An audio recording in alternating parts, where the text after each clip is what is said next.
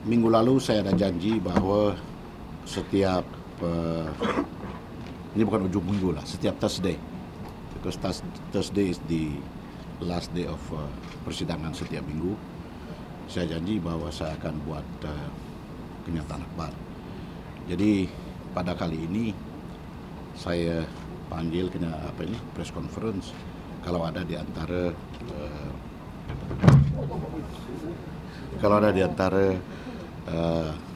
daripada press, saudara-saudara daripada press yang ingin tanya mengenai dengan apa perkara yang berlaku sepanjang from Monday until today. Sure.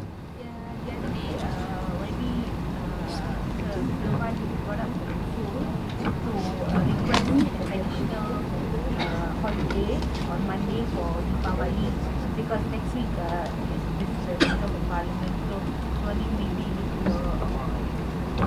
the House has decided on. Itu di luar bidang kuasa saya. Then who actually decides? The government decides.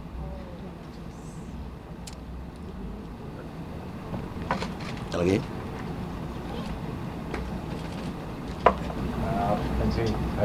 Sila. This whole week has been a lot of back and forth between you and Sagamud. There's been a lot of accusations that you've thrown upon.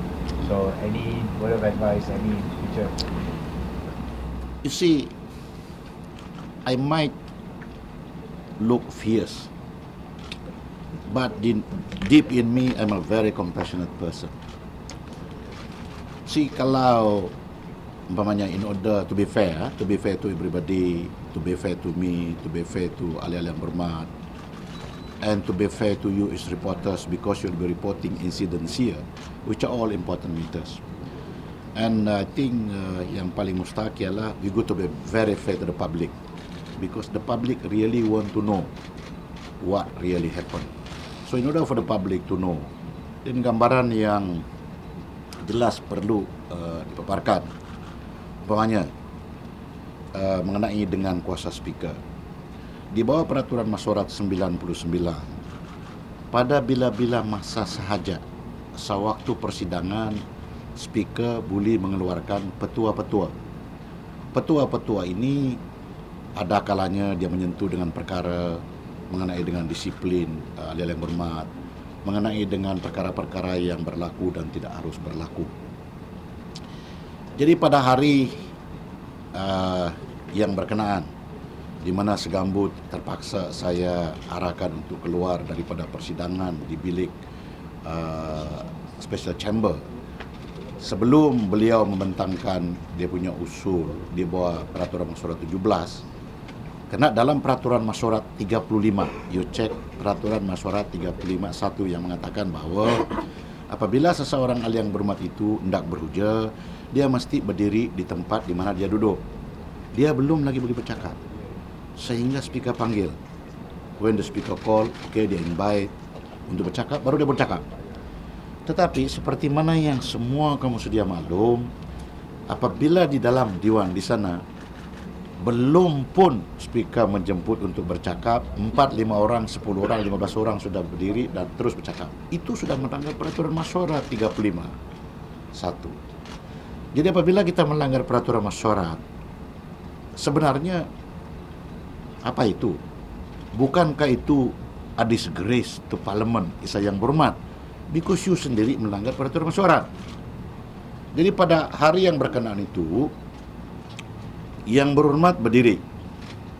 Apabila dia berdiri, belum saya jemput untuk dia berhujah. Saya kata, bolehkah yang berhormat duduk? Okey, dia duduk. Apabila dia duduk, terus saya bercakap. Saya bercakap di atas peraturan Masyuarat 99, iaitu pada bila-bila masa saya boleh mengeluarkan petua-petua anytime, because itu kuasa saya sebagai speaker di bawah peraturan Masyuarat 99. Saya bercakap begitu oleh kerana tujuan saya untuk berhujah kepada yang berhormat kerana saya mengingatkan beliau kepada insiden-insiden yang berlaku. Umpamanya, kalau seseorang ahli yang berhormat itu tidak bersetuju dengan keputusan speaker, kalau dia tidak bersetuju dengan keputusan speaker, tidak ada sesiapa ahli yang berhormat sebenarnya yang boleh buat kenyataan akbar. Itu tidak dibenarkan. Kenapa? Bila kita membuat kenyataan akbar, selepas itu kita mengecam speaker, kita menuduh speaker bahwa dia adalah tidak adil, itu bukan tabiat yang berhormat. Karena apa yang harus dibuat oleh ahli yang berhormat yang tidak setuju dengan keputusan speaker, maka mereka akan kembali ke dalam Dewan dan dia berdiri, apabila dijemput, dia berdiri. Apa sebenarnya? Dia kata point of order. Jadi kalau dia mengatakan point of order, jadi apa point of order? Standing order yang dia akan kemukakan. Jadi kalau dia kata, yang dipertua saya tidak setuju dengan tindakan. Apabila tidak bersetuju dengan tindakan, ada peraturan masyarakat 43 yang mengatakan bahawa apabila seseorang yang berhormat tidak bersetuju dengan tindakan speaker, speaker sendiri tidak boleh untuk mengkaji semula dia punya ruling. Majlis itu sendiri juga tidak boleh. Terpaksa ada lagi satu usul yang dibuat di bawah peraturan masyarakat 43, yaitu dipanggil sebagai usul persendirian. Jadi apabila saya ataupun timbalan-timbalan saya membuat ruling yang bersandarkan kepada sesuatu peraturan masyarakat, dan apabila seseorang ahli yang berhormat buat kenyataan akbar di luar dan terus membuat kenyataan, saya tidak setuju dengan kenyataan yang dibuat oleh speaker, saya tidak setuju dengan ini, dia zalim. Sebenarnya mereka itu yang sebenarnya mengaibkan ataupun disgrace to parliament, kerana itu bukan tabiat sebagai ahli yang berhormat yang ikut kepada prosedur. What they are actually doing, they are playing to the gallery. Mereka mau supaya ada buat liputan, apalagi kalau liputan itu daripada, saya tidak menuduh siapa yang buat liputan yang belah sebelah ya. Apalagi kalau liputan itu sedap untuk dibaca oleh sekelompok masyarakat di luar sana yang secara kebetulan menyokong kepada satu kelompok. Jadi dia syok dengan itu. Tetapi yang dia tidak sedar, sebagai ahli yang berhormat, dia sudah melanggar peraturan masyarakat. Apabila kita melanggar peraturan masyarakat, apa itu? Dalam makna kata yang lain, apa sebenarnya itu? Bukankah kita adalah disgrace as a member of parliament? Kedua, apabila saya arah yang berhormat yang berkenan untuk duduk, dia tidak mau duduk. Pasal saya belum habis cakap. Kerana dalam hujah saya itu, saya cuma mengingatkan kepada beliau bahawa saya kata, kalau di England, kalau seseorang ahli yang berhormat itu tidak menghormati kepada speaker yang berkenaan, dia pura-pura membutakan mata dan telinga dia pekak telinga supaya dia tidak mau tengok itu yang berhormat. Dia tidak layan. Dia tidak akan layan. Dia berdiri pura-pura dia tidak nampak. Dia bertanya soalan pura-pura dia tidak dengar. Kerana apabila seseorang yang berhormat tidak menghormati kepada speaker, bolehkah speaker menghormati kepada yang berhormat yang berkenaan? Itu di England, House of Commons. Jadi pada hari itu saya cuma mengingatkan kepada beliau bahawa ada berlaku begitu, dan jangan buat tabiat bahawa setiap kali tidak setuju dengan speaker, selepas itu kau buat kenyataan akbar di luar menghantam speaker. When in fact, you sebagai ahli, you juga mempunyai tanggungjawab sama-sama mempertahankan kedudukan speaker itu is a post, sebagai satu jawatan yang dihormati. Kalau speaker itu tidak dihormati oleh ahli-ahli yang berhormat sebagai ahli Dewan Rakyat, orang lain lagi kau boleh hormat. Itu sebab ada decorum convention dia adalah begitu. Itu kelaziman dia di mana-mana parlimen. Pada hari itu, apabila dia berdiri dan saya kata yang berhormat duduk, masih juga dia berdiri. Saya kata yang berhormat duduk, masih juga dia berdiri. Lalu dia kata, what can you do to me? Itu CCTV semua ada. What you can do to me? Jadi saya sebagai speaker, saya ada kuasa di bawah peraturan masyarakat 44.2, yaitu kalau seseorang ahli yang berhormat itu enggan untuk mendengar arahan speaker ada kuasa di bawah peraturan masyarakat 44.2, di mana maksima untuk menyuruh yang berhormat yang berkenan keluar adalah 10 hari. Kalau dia tidak sebut, dia kata yang berhormat sila keluar. Kalau dia keluar dia tidak sebut, secara otomatik 2 hari. Apabila yang berhormat yang berkenaan dia berdiri, selepas itu dia keluar, Lalu dia terus pandang sama saya, dia kata, "You are disgrace to parliament." Dan saya jawab dia, saya kata, "Do you think you are not a disgrace to parliament?" Dia terus jawab saya, dia kata, "You are appointed. We are elected by the rakyat." Saya tidak tahu sebelum ini bahawa yang berhormat yang demikian adalah seorang peguam. I didn't know that. Saya cuma terbaca juga daripada liputan akhbar dan daripada sosial media. Kalau dia seorang peguam, apabila dia mengemukakan hujah seperti begitu, dia mungkin lupa ataupun dia sengaja tidak mau ambil tahu bahawa dalam perlembagaan Malaysia, iaitu di bawah artikel 57.1 kalau tak silap saya, seseorang individu itu pokoknya dia bukan bankrupt, dia bukan gila, dia bukan di bawah umur, dia bukan pokoknya soal asal dia boleh bertanding sebagai MP, ada kelayakan di bawah perlembagaan, boleh dia dipilih sebagai yang dipertua. Itu pun mempunyai prosedur-prosedur yang tertentu, iaitu di bawah peraturan mesyuarat.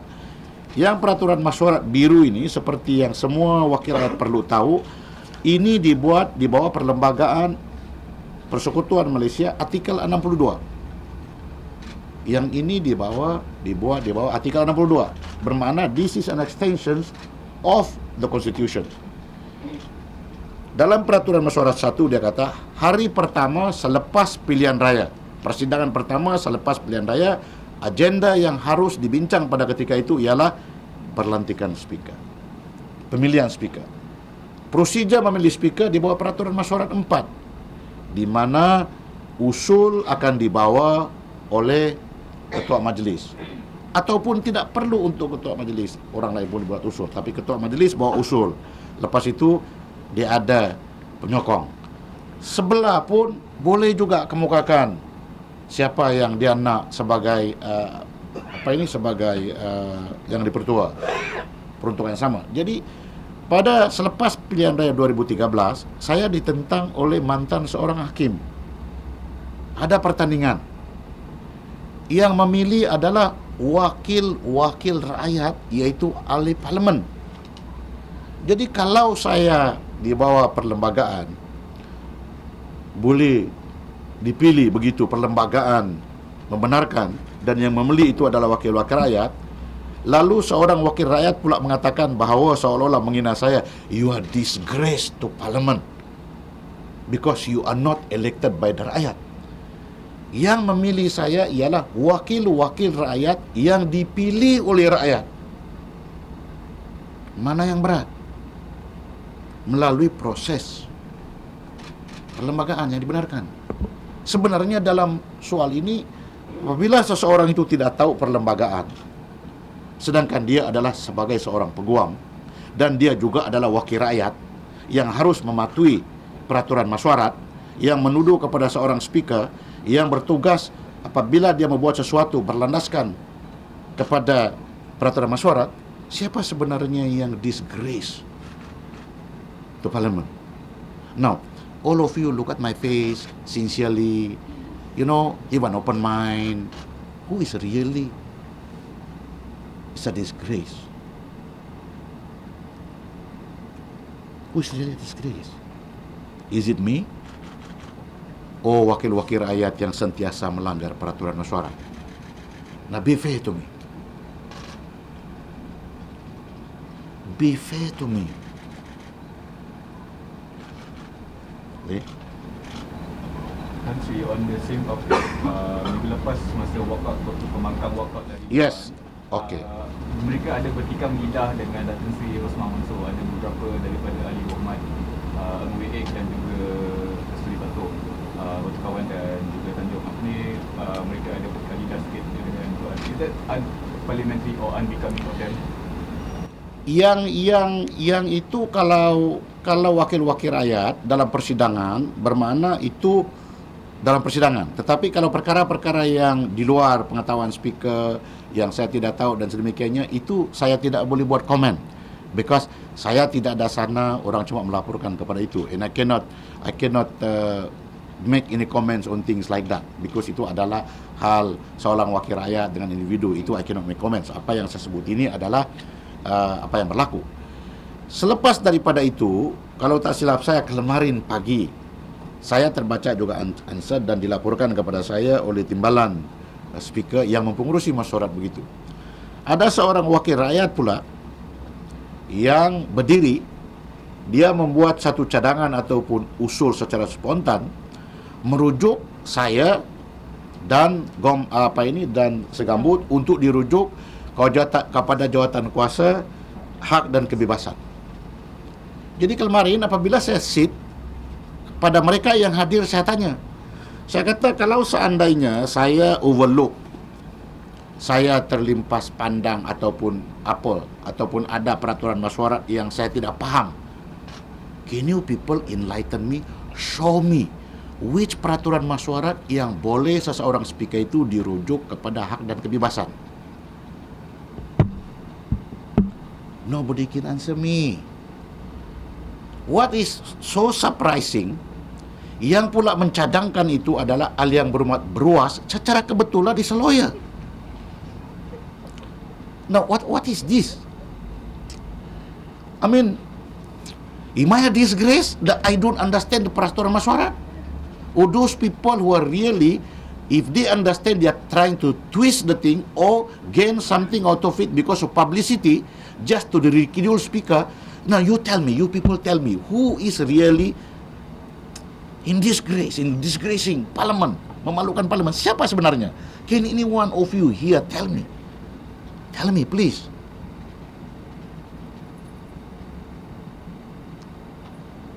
You always, sometimes you look at me, sometimes you turn your face like that. I'm asking you, am I disgracing parliament? You tell me. Jadi saya ingatkan kepada mereka. Saya kata, saya minta kerjasama daripada yang berhormat sebelum pun buka mulut untuk berhujah. Please think of what you say.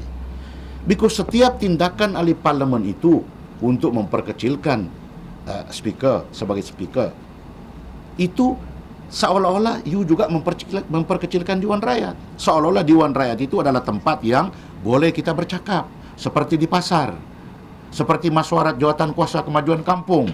Itu pun ada juga dia punya peraturan masyarakat dan masyarakat yang lain. Yang sedangkan apabila yang berhormat itu berdiri, belum lagi dipanggil, jangan beruja. Itu sebab apabila dia beruja, dia punya speech, dia direct to the speaker, Tan Sri Yang Dipertua ataupun Tuan Yang Dipertua. Dia tidak address kepada orang yang sedang mereka berbahas, kerana itu adalah cara dia, itu convention parliament. Masalah kita di parlimen Malaysia ini, pada satu masa kita mau menyontohi, ambil contoh kepada cara parlimen orang luar, tetapi kandungan kita sendiri di dalam ini yang mau mencontohi itu tidak dapat membawa tabiat dan cara convention orang barat. That's the problem. We always say that we are democratic country. We should emulate how democratic country operates, like the West, like House of Commons, the Mother of Parliament, like Canada, like Australia. We like to quote that. Masalah dia ialah kita tidak boleh bertabiat macam ahli-ahli yang berhormat di parlimen yang kita rujuk tadi itu. Di parlimen lain, di House of Commons, tidak ada ahli yang berhormat keluar pada ketika waktu pembentangan bajet. Never.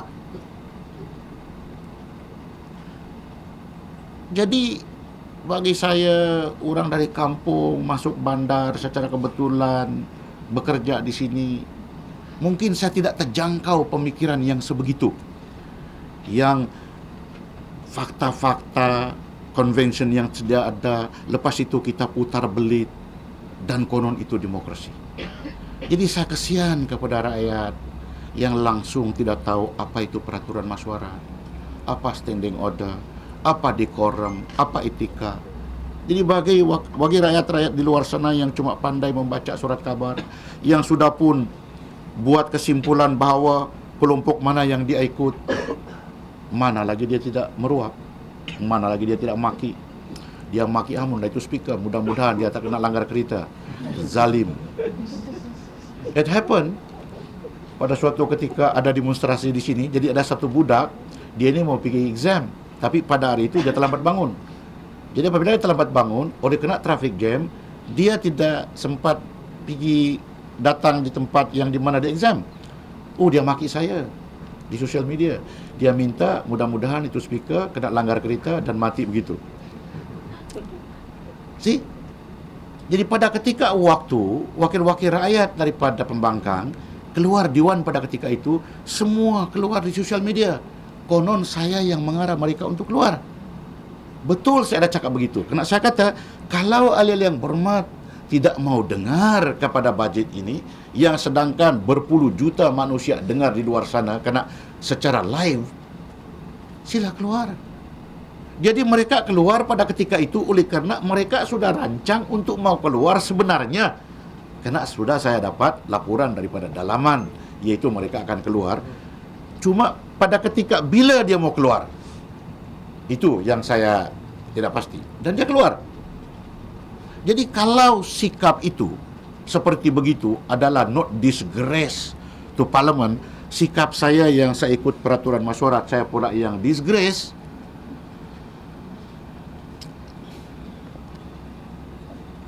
You go to be very fair to me. Kalau buat laporan, tolong buat laporan yang betul. Saya nampak ada setengah sosial media kalau dia lapor dia panjang-panjang, dia kasih balance. Ada sosial media yang saya tidak sebutlah. Apalagi kalau laporan-laporan yang terkini ini. Dia laporan terkini, dia punya nama pun kini, tetapi dia kasih pendek dia punya laporan. Jadi bermakna laporan itu bukan terkini. When I read it, I said, my God. Jadi tidak apalah, pokoknya bagi saya cuba dengan sedaya upaya. Jangan saya mengaibkan parlimen. Jadi yang saya sedih kadang-kadang oleh kerana saya pun manusia biasa. Pada ketika di mana saya bertungkus lumus untuk menambah baik parlimen, sehingga ada kamar khas terbentuk, sehingga soalan 14 hari dipindikkan kepada 10 hari, sehingga pada ketika waktu bersidang dalam persidangan yang panjang pada ketika ini waktu bajet, ahli yang berhormat boleh juga bertanya soalan pada ketika kita bersidang. Pada ketika ministerial question time sudah saya dapat bawa, masih lagi juga saya dituduh bahawa saya memalukan parlimen. Yang orang pula menuduh kepada saya ini, dia tidak memalukan parlimen kerana dia diundi oleh rakyat. Seolah-olah apabila kita diundi oleh rakyat itu adalah satu lesen besar. Kita ada immunity untuk menuduh kepada sesiapa. So I want you people to give a real picture. Kerana saya manusia biasa, saya ada perasaan, saya boleh tertekan dengan perkara-perkara yang bukan salah saya pula dituduh bahawa saya mengaibkan parlimen. Jadi daripada masa ke semasa, we will talk like this if you have time, so that we will understand better apa itu peraturan mesyuarat sebenarnya. Jadi sila, ada apa lagi? Bagus Borna dan Tambun diberi ruang sepenuhnya dalam masa bahas undang-undang pembekalan untuk menyentuh masuk soal 1MDB, DOJ. Boleh kasih komen, adakah ada kecualian? Tidak ada. Ini ikuran daripada pertanyaan daripada Pucung. Pucung kata sewaktu speaker membuat petua kepada soalan-soalan yang tidak sempat dijawab, you kata tidak boleh, tidak payah dijawab oleh menteri oleh kerana itu adalah subjudis. Itu soalan-soalan yang sudah saya baca, bermakna saya kata subjudis. Dan untuk jangan lagi berlaku apa yang pernah berlaku dahulu, di mana sebelum saya buat ruling, menteri yang berkenaan menjawab bahawa soalan-soalan ini saya tidak boleh jawab kerana subjudis. Itu yang saya sebut. Tetapi dia kata, dia quote juga satu sosial media yang saya tidak tahu mana satu kini, pasal banyak terlampau kini. Dia kata, konon waktu saya press conference begini saya ada sebut bahawa apa benda mengenai dengan 1MDB tidak boleh disebut. Jadi saya jawab, Saya tidak cek lah balik sama ada saya cakap begitu atau tidak. Saya kata, you cannot pin me down like that. You should know. Pada waktu budget begini, setiap yang berhormat boleh berdiri. Dia apa cerita pun boleh. Sehingga dia ditegur. Apa cakap boleh. Tidak boleh saya bilang, ini tidak boleh cakap pasal soal ini ya, pasal 1MDB. Tidak boleh cakap begitu. Kerana belum saya dengar apa dia cakap. Tetapi apa yang dihuja oleh Tambun, apa yang dihuja oleh Pago, pada ketika itu bukan saya yang mempengurusi, tetapi saya tahu apa yang berlaku. Kerana dalam hujah itu, dia tidak ada sebut mengenai dengan soal DOJ Amerika Syarikat. Dia cuma sebut bahawa hubung kait 1MDB mengenai dengan hutang dan sedemikiannya. Tetapi saya pernah jadi menteri dulu. Dan sebagai menteri kita angkat sumpah jawatan. Apabila kita angkat sumpah jawatan, kita bersumpah bahawa kita tidak akan menzahirkan kepada sesiapa. Masuk kepada sesiapa itu tidak boleh juga kita zahirkan, kita bisik-bisik sama bini kita waktu malam. Perkara-perkara yang kita dapat ketahui sewaktu kita menjawab sebagai menteri. See? Jadi, kalau saudara-saudari pada hari kemarin mendengar hujah kemarin dan kemarin dulu atau bila hari itu, perkara-perkara yang dizahirkan itu kamu boleh akses sendiri. Adakah itu timbul, didapat itu informasi sewaktu dia jadi menteri atau tidak. Jadi kalau informasi yang kita dapat itu sewaktu kita memegang jawatan, bermakna kita sudah melanggar kita punya sumpah. Jadi ada akta-akta tertentu. Jadi di parlimen ini kita boleh cakap apa sahaja. Pada ketika waktu kita berbahas, mungkin tidak ada diambil tindakan kepada kita. Tetapi ada akta-akta tertentu. Seperti yang saya tahu macam umpamanya Official Secret Act, ataupun asutan. Ada. Jadi nasihat saya kepada ahli yang berhormat melalui press conference ini, kalau berhujah itu, walaupun kita tahu sesuatu isu, harus hati-hati. Kerana ada peraturan masyarakat 36/12, kita menyelewengkan perkara yang tidak sepatutnya kita buat. Ada perkara-perkara yang kita melanggar, umpamanya Official Secret Act. Ada yang waktu kita bercakap bahawa kita mengasut. Ada itu. Tetapi ada ahli yang berhormat, apabila sudah dia berdepan dengan mikrofon, terus dia berdiri, langsung semua itu dia lupa. Oleh kerana menurut mereka menjalankan tugas sebagai ahli yang berhormat. Bukan itu sahaja tugas ahli yang berhormat sebenarnya. Tugas ahli yang berhormat yang paling mustahil ialah kebertanggungjawaban itu. Apabila kita bertanggungjawab, semua sudut mesti kita tengok. Jangan kita kata kita mewakili rakyat seolah-olah itu ada license, tetapi ada benda-benda lain yang kita tidak bertanggungjawab, kita tidak kisah pun. Mas Ri, bermakna tugas menteri itu melanggar sumpah mereka. Kalau saya bermakna dia, kalau saya apa yang saya dengar dan saya baca, apa yang dia sebut pada ketika dia dapat informasi, pada ketika dia menteri. Dilekat di situ. Ya. Pasal apa yang saya dengar kemarin bahawa ada disebut bahawa kelulusan ataupun keputusan kabinet konon tidak dilaksanakan. Jadi itu adalah informasi dalam kabinet. Jelas. Saya tidak tahu itu pasal saya speaker, bukan saya dalam masalah kabinet. Jadi dalam sumpah, dulu pernah saya jadi menteri, apabila kita angkat sumpah, kita bersumpah tidak menzahirkan kepada sesiapa perkara-perkara yang kita dapat tahu sewaktu kita memegang jawatan itu. Bermakna apabila sudah kau tidak pegang jawatan, tidak boleh cakap. Kerana itu adalah etika dan itu adalah kau angkat sumpah. Umpamanya sekarang, saya menteri, pernah dulu saya speaker di negeri Sabah, pernah saya jadi menteri memegang beberapa portfolio, pernah saya menteri di sini. Banyak perkara-perkara yang saya tahu, yang tidak langsung saya boleh zahirkan. Walaupun pada ketika ini saya rasa, kenapa saya tidak zahirkan ini? Kenapa apabila kita buat itu, manusia pandang kita pun sudah lain. Kenapa pada ketika waktu sana you tidak sebut? Ya sudah apa-apa. Apabila sudah terkeluar baru sebut.